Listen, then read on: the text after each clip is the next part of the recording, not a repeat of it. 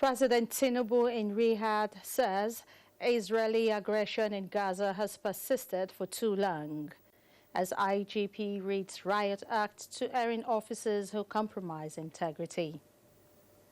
Hello and thank you for joining us on Panorama. You can follow this news broadcast live on our website at nta.ng/live and on our other social media handles displayed on the screen for updates. I am Adeola Komiakiri. Thank you for joining us once again.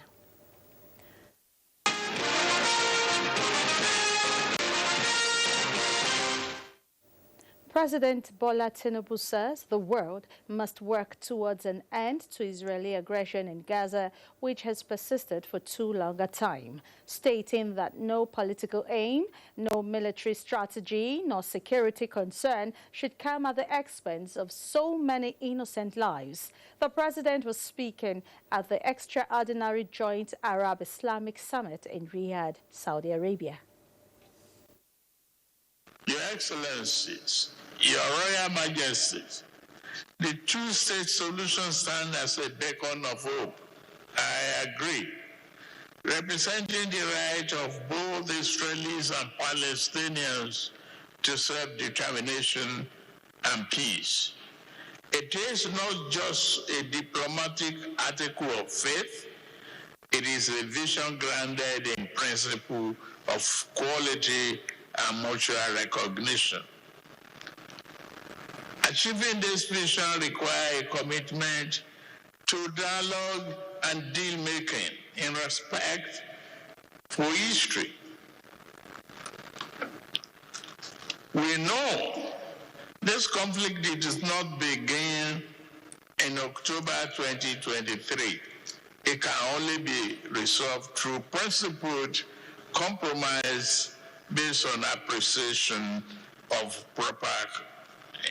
the proper context. The conflict in the execution of history is so visceral that the ripples of this division spread far and quickly.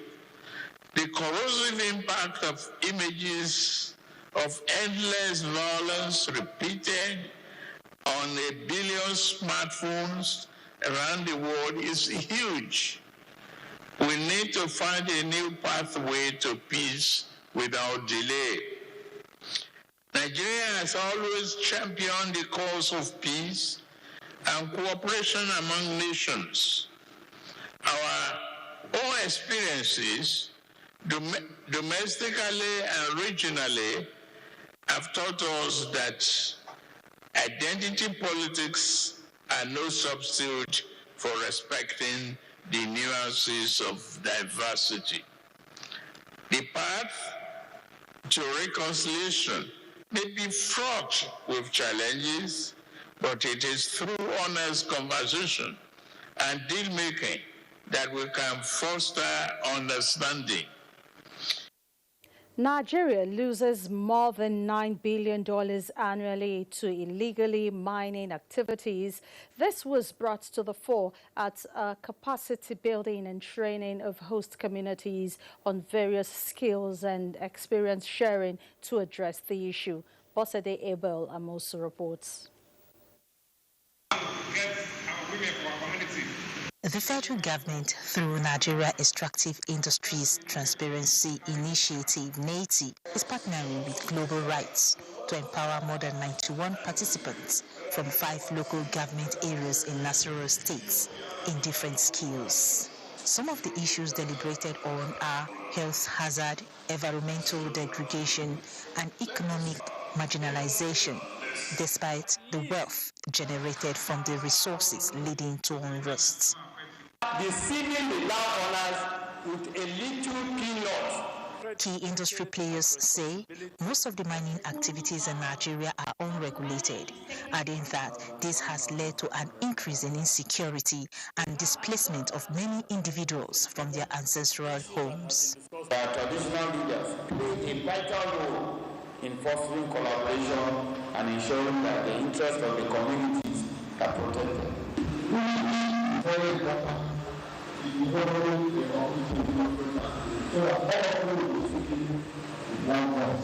Empowering indigenous communities also enhances their ability to negotiate with mining companies and government bodies. The aim of the government is to promote a sustainable and gender-inclusive minerals sector, ensuring that more women participate in the mining sector. In Abuja, Bosede Ebola Mosu, NTA News.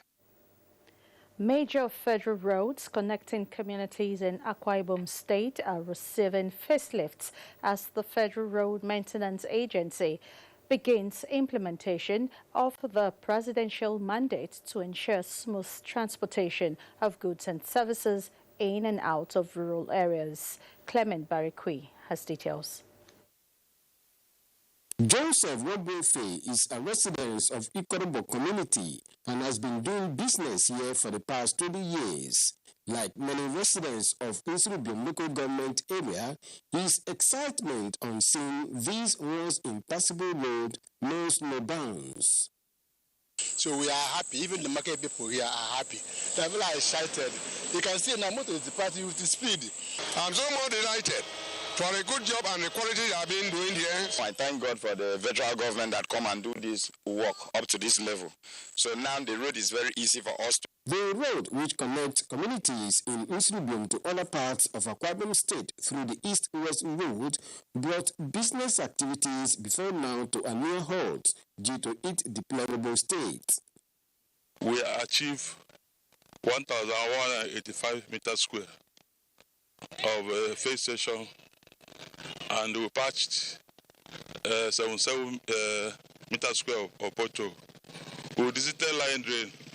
Apart from the repair works on the Epara-Kwaitin and Ikorobo Road, the Federal Road Maintenance Agency is also carrying out critical interventions on Epara-Kwa-Iwukem Azumini Road, Ikoropene Umuoya Road, Ikoropene Aruchuku Road, as well as internal roads within the Federal Polytechnic, Ukana.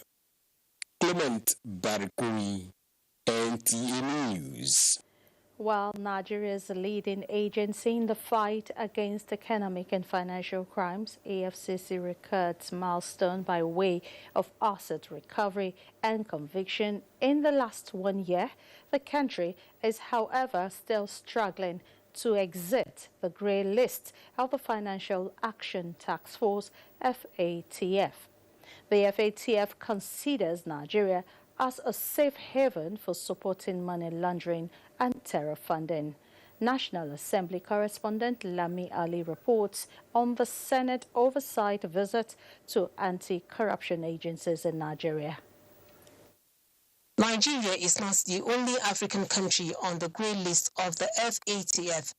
It is also not relenting in tackling the menace of corruption head-on, as affirmed by the chairman of the EFCC when he hosted the Senate Committee on Anti-Corruption and Financial Crimes.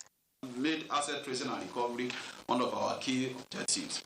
And of course, we are happy to report to you in the last 1 year, we have done close to 250 billion. We have a relationship with the Accountant General's office now. We have been given access to GiveMe's. We want to monitor releases live and where the money goes. As the Nigeria Financial Intelligence Unit, the director also said deployment of technology and improved funding are required to effectively tackle financial crimes. The NFIU has strengthened its efforts to ensure reporting entities understand and comply with anti-money laundering and countering terrorism financing obligations. Financial crime taxes demands a continuous investment in technology and training. Despite these challenges, there is confidence that Nigeria has what it takes to make a difference, as confirmed by the chairman of the Independent Corrupt Practices Commission.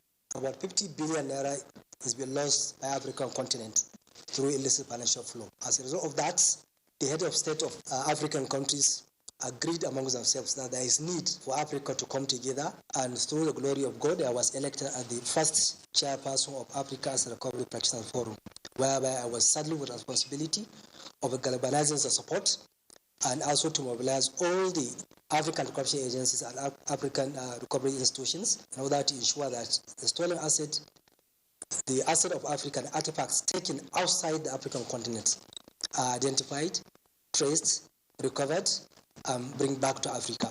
The Senate committee, at the end of the oversight visit, says it would provide necessary legislative support for the agencies to function effectively. To support them through budgetary provisions.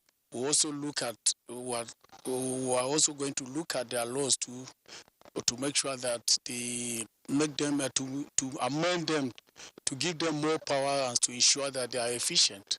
The oversight visit is to assess the performance of the agencies in the implementation of the 2024 budget preparatory to the presentation of the 2025 appropriation bill. Lami Ali, NTA News. And still staying with the National Assembly. The National Assembly Parliamentary Support Group has brought together voices from across the country to explore a vision for a distinctly Nigerian system of government. It was a national discussion aimed at returning Nigeria to parliamentary system of government. Ignatius Nkwo reports. Within the walls of the Shehu Musa Yar'Adua Center, Abuja, renewed voices emerged, calling for a switch in Nigeria's system of government under the theme, fostering accountability through a homegrown parliamentary system of government. Participants here, leaders and citizens alike, imagined a future where Nigeria's strength rises from its roots, with a system crafted by its people for its people. A closer look at the system reveals fractures that can no longer be ignored, dreams left unfulfilled, and gaps that beg to be filled. Those who captured or conquered us left behind a system that was familiar to them. It is about crafting a legislative system that resonates with everyday realities, aspirations, and diversity of the Nigerian people. It was a loud dream of a government that would be very close to its kin, where transparency and accountability will take root. This homegrown parliamentary system of government, they argued, would not only empower citizens, but bring leaders face to face with the people's hopes and aspirations. The last 25 years has not actually given Nigerian citizens what they were expecting from their governments. If any system that we will build that will not make the people in power fear the people is an imperial democracy. We never want that the system we imported, the laws we have so much loophole. The dialogue ended with a pledge, a commitment to refine this vision to shape a parliamentary system that would echo Nigeria's rhythms and values. As part of the initiative, the Parliamentary Support Group also organized a national essay competition for undergraduates. Ignatius Nkwo, NTA News. The Nigerian National Petroleum Company Limited says, contrary to narratives being pushed in some sections of the media, it is untrue. It is sabotaging the refining of petroleum products in some domestic refineries in the country. Chief Executive Officer of NNPC Limited said this at the 42nd Nigerian Association of Petroleum Explorationists Annual International Conference and Exhibition. Lydia Sampson reports. With the theme, Resolving the Nigerian Energy Dilemma, Energy Security, Sustainable Growth and Affordability, Kerry said NNPC Limited has been supportive of domestic refineries by providing them with the crude needed to refine petroleum products, reiterating a demonstration of such support, particularly as NNPC Limited is a part owner of Dangote Refineries and Petrochemical Company, currently with about 7.2% equity at stake in Dangote Refinery, valued at about $1 billion. NNPC Limited will not sabotage its own or any other refinery. Tell you that every government avoided two things: having a single window for foreign exchange and taking out PMS subsidy or PMS on petroleum products. And we must congratulate this president for having the courage to stand, to do these things. What this will do, short term, yes, I agree completely, prices are high, but it's a great thing. You will see stability in two things. Our foreign exchange market will stabilize, no doubt about it. Inordinate consumption will be controlled. On domestic refinery, he says media stunts about NNPC and NNPC allegedly sabotaging its domestic refining is far from the truth. He reiterates that oil is found in very many unexpected locations today across the world and people have choices. Therefore, NNPC Limited saw an opportunity to unlock supply to the domestic refineries, not just Dangote, but any other refinery that operates in the country. In Abuja, Lydia Sampson, NTA News. It's time for us to take a break. Panorama will continue shortly. The counsel of our fathers. I will urge and advise our younger generation to use talent and brain to sort out problems, not arms. Nigerian youths, let's build our nation. My advice to these young people is please do not take us back to those harrowing days.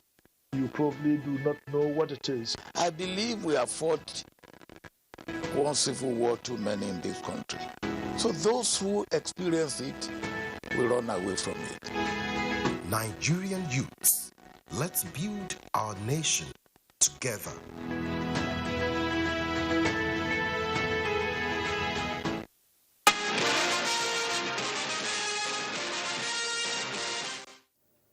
Thank you for staying with us. The world is gradually embracing knowledge-based economy, which brings new forms of work engagement that require virtual office presence through remote and hybrid work requirements. Larry Bileyi takes a look at these work engagements, which are fast dictating modes of operations for many organizations, especially the service-based ones.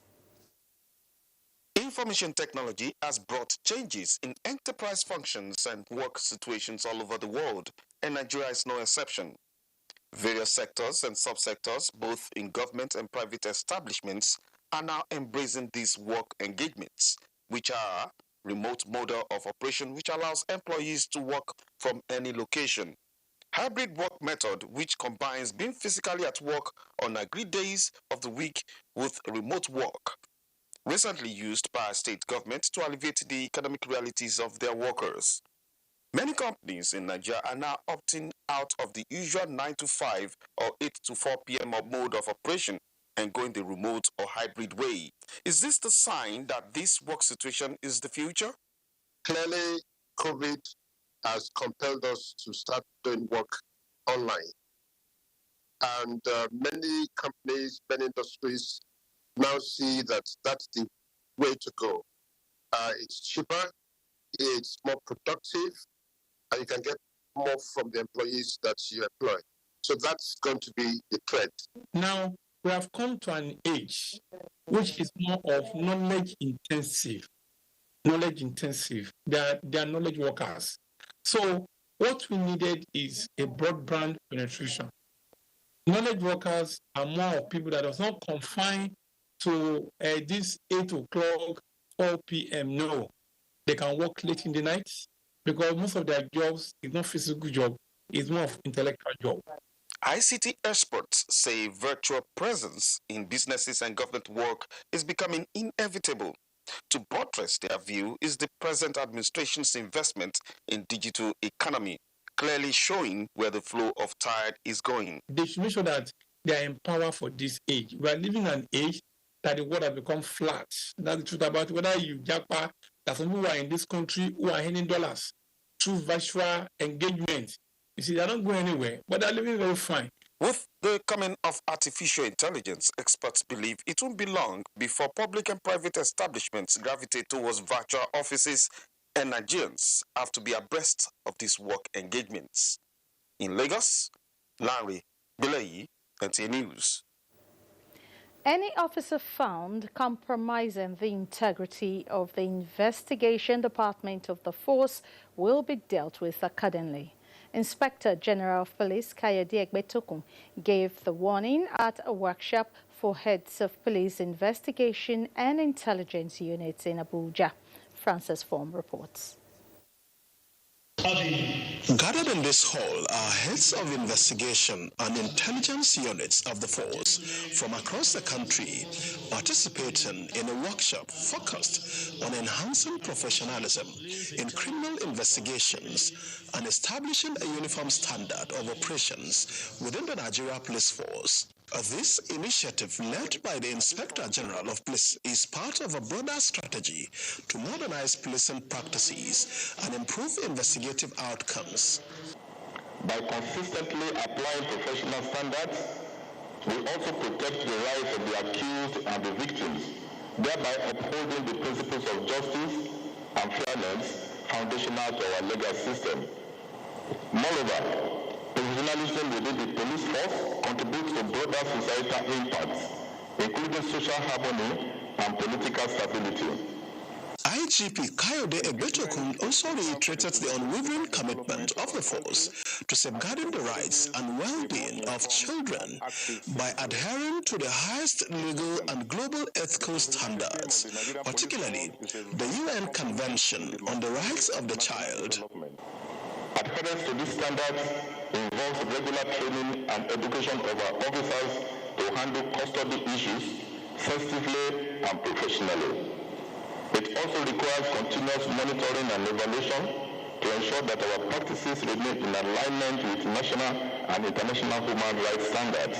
The workshop is a significant step in strengthening Nigeria's criminal investigations framework with the ultimate goal of building a safer, more secure society. Francis from NTA News. And from our sports desk, Olumide Mutola will give us sports update. More Super Eagles players are arriving in the Abuja camp of the team ahead of the 2025 African Cup of Nations qualifier against Benin Republic. The Super Eagles will trade tackles with Benin Republic on Thursday in Abidjan before taking on their counterparts from Rwanda at the Godswill Akpabio International Stadium in Uyo on the 18th of November. The Augustine Igwe side looks set to qualify for the championship, having garnered 10 points to lead Group D. In boxing, all is now set for the World Boxing Federation title fight, tagged Simplified Rumble in Rivers for Champions, scheduled for the Yakubu Gowon Stadium in Port Harcourt on December 7th, 2024. The main event for the night will see Nigeria's Taiwo Agbaje take on Lauren Jaffet of Tanzania for the vacant WBF featherweight world title. 9 other bouts are slated for the night, which will see the return of undefeated former world heavyweight title contender Ikechukwu Ibe Abuchi. President of the World Boxing Federation, Howard Koberg, has confirmed that he will be in Port Harcourt for the event. I've also asked my top referee throughout the WBF from Europe to officiate as a referee, and it's exciting news for Nigeria. It's important for the world to see that Nigerian boxing belongs at the top. From the foreign scene, Alexander Zverev kicked off his quest for a semi-final slot at this year's ATP final on a winning note. The world number 2 was almost flawless as he serves and capitalized on his only 2 break opportunities to secure a 6-4, 6-4 victory at the expense of Andrei Rublev. With sports update, Olumide Eguntola, NTA News. And that's Panorama from the Lagos Network Center of the Nigerian Television Authority. I am Adeola Komiakeri. Thank you for watching.